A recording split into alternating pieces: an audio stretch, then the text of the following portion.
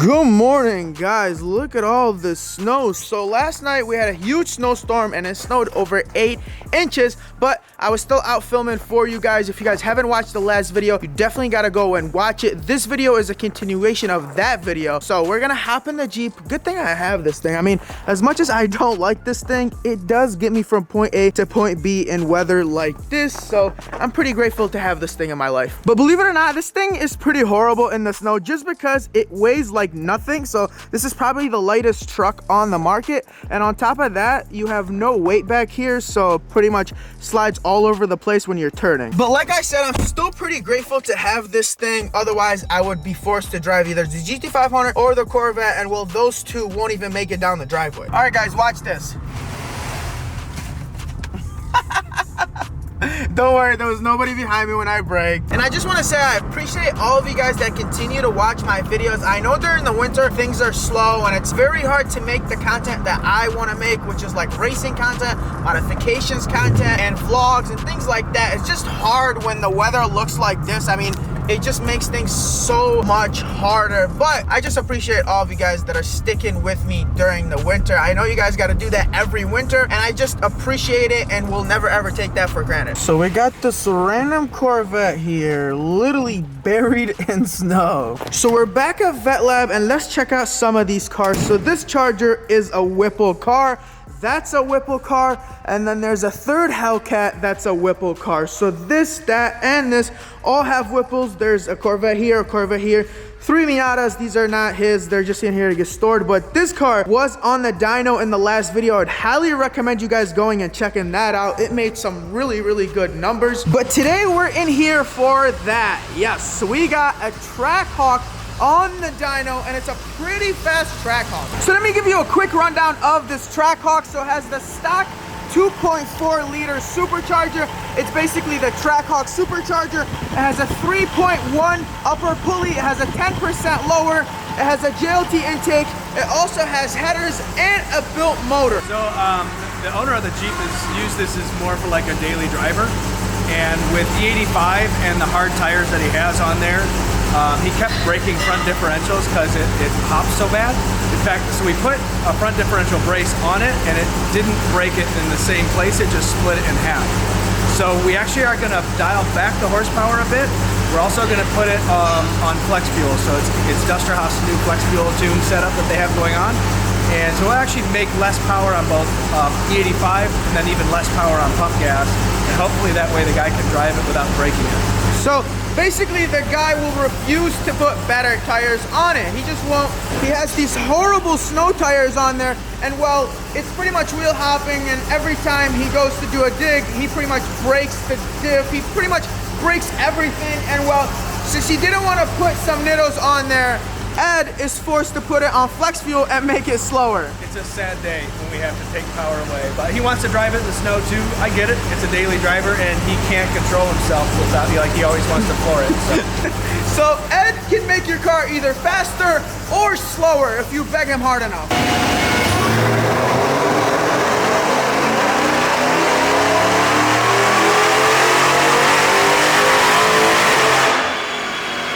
So here are the numbers. They're not accurate just because the dyno isn't reading both of the rollers. It's only reading the real roller, and well, this dyno is an all-wheel drive dyno, so they're kind of having trouble with it. It's only reading that the car is making 545 to the rear wheels, and well, it's not basically capturing both of the rollers. So that's kind of the issue we're having here. Is this car should be making around 850 to maybe 900 wheel horsepower on all 4 wheels, and well, the dyno is having some issues. So now it's time to take this thing and hit the road to finish the rest of the tuning.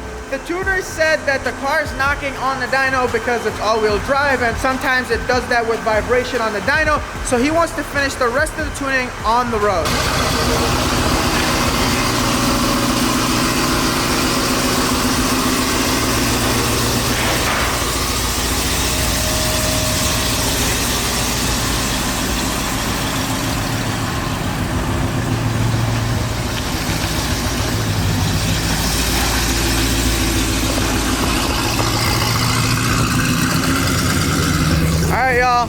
let's get in the Trackhawk and go for a ride.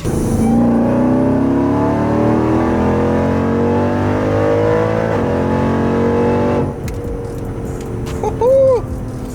It feels good. It's hooking a booking.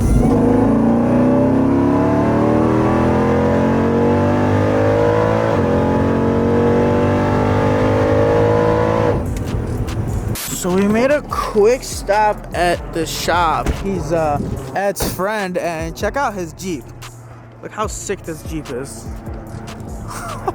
Wow, this thing is insane. Then you got the Trackhawk here, but we're gonna go inside, and he has a really special car in there. I like to keep it last minute as possible, but it's gonna be hard to mix. Oof! Look at that. My favorite color. I like green. Wow. I like the wheel setup on here. I mean, it runs. It's still like, you know, all night. Does it? Something, whatever. But this is all going away.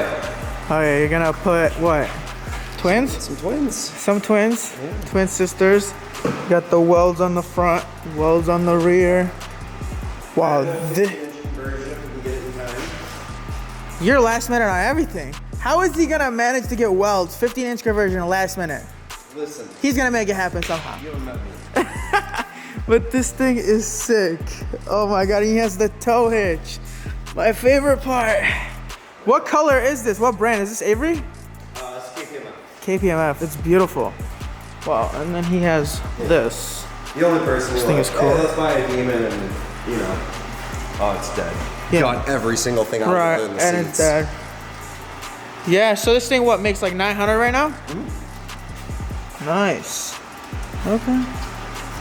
Oh yeah, look at that. You did door jams and everything, huh? No, I changed the wraps like Every other day? it's not worth it. Okay. How long you've had this Demon? I got this delivered December of 18. It was one of the first ones delivered. F8 green, huh? Yeah. Well, that's cool. So there's a lot to come with this car. Not gonna say much right now, but you guys will be seeing this very, very soon. We're gonna have to add a cage and a chute and Yeah, actually make it safe. make it safe and fast. Do you know how much power it's supposed to make on twins? We're thinking it's gonna have enough to go up to 1500. I just don't know if the engine's gonna like that. Oh, so stock motor too. I like this guy's style. Stock motor, twins, 1500 horsepower, 15-inch conversion. Okay, all right, well, You know, if we blow it up, we'll no, I like this guy. redo it. Just redo it again.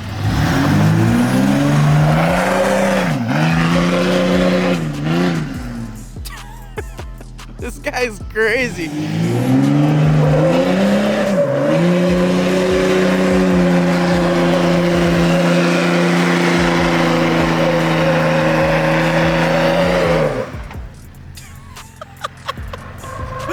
This guy's insane. You are crazy.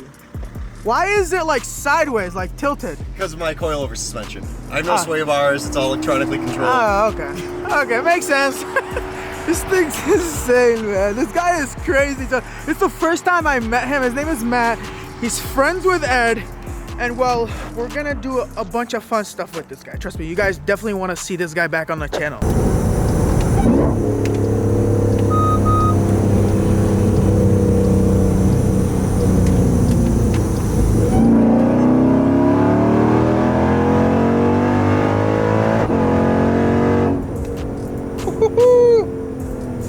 How's it feel?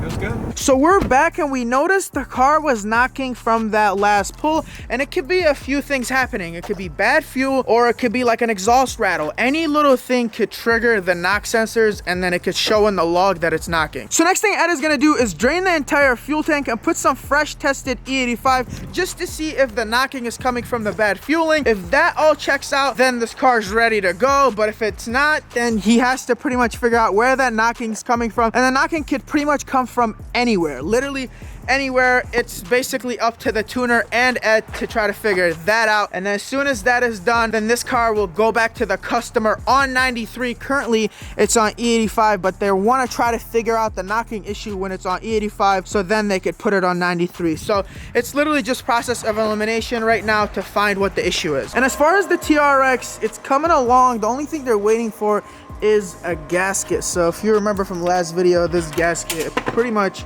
no good. I just dropped something, I don't know what I dropped, but yeah, this gasket is no good, so they're waiting for a new gasket. As soon as that comes, they're pretty much assemble this car and go out and tune it. In the last video, we took it out to get tuned, and well, it sounded pretty bad, so we had to come back, and well, there was a vacuum leak. So this car will be figured out very, very soon. We're pretty much just waiting for the dealership to deliver a new gasket.